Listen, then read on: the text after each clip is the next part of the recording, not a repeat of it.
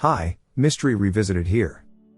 Today I'm going to show you an American sci-fi comedy film titled What Planet Are You From? The movie begins on a planet far away from Earth that holds only male population. They are 1,000 times more advanced in technology and are highly evolved. The people of the planet reproduce by cloning. Because of this, their reproductive organs have shrunk and disappeared. The lack of females has caused men to evolve into emotionless creatures. With each succeeding generation, the inhabitants of the planet are growing more ambitious to rule the entire universe. Currently, they are planning to take over the Earth. The ruler of the planet, Graydon, plans to breed a human-alien hybrid to use them for his own good. For this, they train their finest men to go to the Earth, woo a lady, and impregnate her. In the training, they are taught how to flirt and have sexual intercourse. The leader stresses them to compliment a woman's scent and her shoes, which is sure to land them a date. After days of training, they choose the best flirt of their kind, H14496, for the mission to Earth. He is going to be known as Harold Anderson. The leader asks Harold to be careful because no matter the training, the people on Earth are unpredictable. Before he sets off for Earth, they attach him with an artificial appendage that will help him have sexual intercourse. On Earth, an airplane is in the air flying to Phoenix, Arizona. All of a sudden, the pilots notice something flying towards them at great speed. Moments later, the mysterious force crashes onto the plane and makes it move aggressively. The said forces were Harold and Graydon, who have now entered the plane through its toilet. They make fun of Earth's backward technology and revise everything about the mission one last time. Graydon wishes Harold luck and flushes himself off the plane. Following that, Harold gets out and immediately starts to flirt with the air hostess. Most of the passengers are shaken by the turbulence they just faced, so the woman thinks it is weird that the man is hitting on her. She angrily asks him to take a seat. Harold sits beside a crying woman who is clearly traumatized by the incident. He compliments her shoes and her smell but gets no positive response. He realizes that the mission is not going to be easy, but he is determined to get someone impregnated.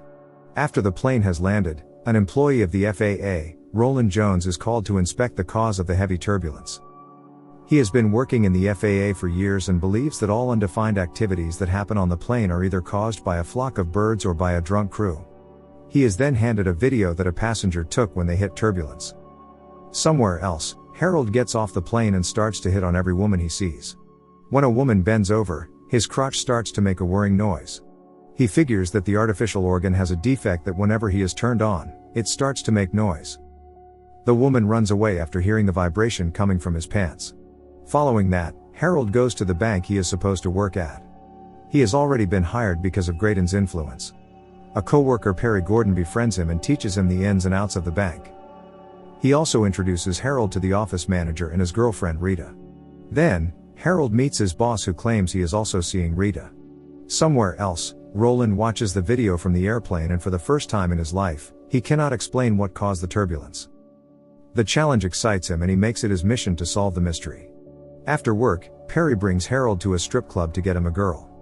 They meet a sex worker, Cheryl, who agrees to spend the night with him. Harold is beyond excited, but Cheryl is weirded by the loud whirring sound from his crotch. Moreover, she asks him to wear a contraceptive, which defeats his entire purpose. The next morning, he briefs Perry about the disastrous night. Perry promises to take him to an AA meeting, which he claims is an even better place to pick up girls. That night they visit one and listen to stories about women's struggle with alcoholism and sobriety. One woman named Susan Hurt catches Harold's attention. After her speech, he approaches her but is stopped by the air hostess he met on the flight. She asks him to spend the night with her. Outside, Perry accidentally bumps his car into Susan's car and the two get into an argument. Somewhere else, Harold and the air hostess are in bed together. Everything goes well until she gets a call from a married pilot who she loves. Harold comments that she is helping him cheat, which makes her kick him out. Roland's wife thinks that he is cheating on her because he has never been this excited to go to work. He tries to explain that he is excited about the incident that took place at work, but she doesn't believe him. At work, Perry's wife Helen comes to meet him. Harold is instantly attracted to her but is disappointed when he finds out she is married. Moments later, he notices Susan talking to the receptionist. She has come to meet Perry to talk about the damages he caused the previous day. Harold introduces himself and asks her out immediately. Susan finds out that he was in the AA meeting to look for girls and refuses to go out with him. However, a persistent Harold convinces her for a date. They go to a restaurant for dinner at night. Harold doesn't tell her much about himself and listens carefully when she speaks. Not knowing that he has been trained to do this, Susan is impressed. He also claims that his motto in life is to have a child, which makes her believe he is not like a typical man. After dinner, they go back to her apartment. Harold hopes to get lucky tonight, but his plans go in vain when Susan reveals that she is saving herself for marriage. He panics and runs to the washroom to call Graydon. The leader advises him to do whatever is necessary to impregnate her, even if it means to marry her. Somewhere else, Roland interviews the cabin crew to try to solve the mystery. The air hostess tells him that all the passengers were panicking except for Harold, who seemed rather calm. When he checks the passengers list, he discovers no one of that name was aboard the flight. The air hostess reveals that she went on a date with Harold and also tells him about the strange humming noise that his crotch made when they were together. The man now has all the reasons to believe that the unexplained turbulence was because of Harold. Susan comes to visit Harold while he is at work. She hopes to go out for lunch to make up for the disastrous date. Harold brings up the topic of marriage and asks her if she has thought about marrying him since last night. Susan thinks he is joking, so to make her believe him, he gets on his knees and proposes to her. Even though she is taken aback, she doesn't decline his offer right away. Instead, she asks for some time to think about it. Later that day, she meets her friends to ask for their advice. All of them warn her against marriage, but Susan has already made up her mind. She claims that she is running out of time and cannot miss the golden opportunity. She calls Harlord and agrees to marry him. A few days later, Harold does a week's worth of his paperwork and hands it to Perry. Following that, he takes a leave for the wedding. On his wedding day, Susan recites a paragraph-long vow, but he only says that he is very happy to marry her. They are announced husband and wife and sent on a honeymoon. Harold has sexual intercourse for the first time and is overjoyed. Back in the bank, Perry submits Harlod's paperwork as his own. He also talks badly about him to his boss to get a promotion. When Harold gets back to work, Roland visits him. He inquires about the flight ticket of the plane he boarded to get to Arizona, but Harold claims he has thrown it away. To find out if the air hostess was telling the truth, Roland deliberately drops a Playboy magazine on the desk. Harold's crotch makes a humming noise, but he manages to hide it with a pencil sharpener. When he returns home that day, he hardly acknowledges his wife and her friends in the living room and walks to the bedroom. Susan is upset about his rude behavior but is sympathetic when he says he had a bad day at work. He is also worried because Susan hasn't gotten pregnant yet. She assumes that because of her history of alcoholism, she cannot have a child. It doesn't mean much to her because she can still adopt a kid, but Harold hopes that it is not true. He then boards another flight to talk to Graydon. The man says that no matter what, he has to impregnate someone. If Susan cannot get pregnant, he will most definitely have to cheat on her. Somewhere else, Roland gets a call reporting him of a similar jolt that a plane faced. When he finds Harold on the passenger list, he starts to believe the man is not human. That evening, he follows Harold to the bar to keep an eye on him. Harold meets Perry's wife Helen, who seduces him. The two return to her house, but Harold's appendage starts to malfunction midway. He runs to the bathroom and tries to restart it. Roland is outside the window watching him. He takes a picture and runs away.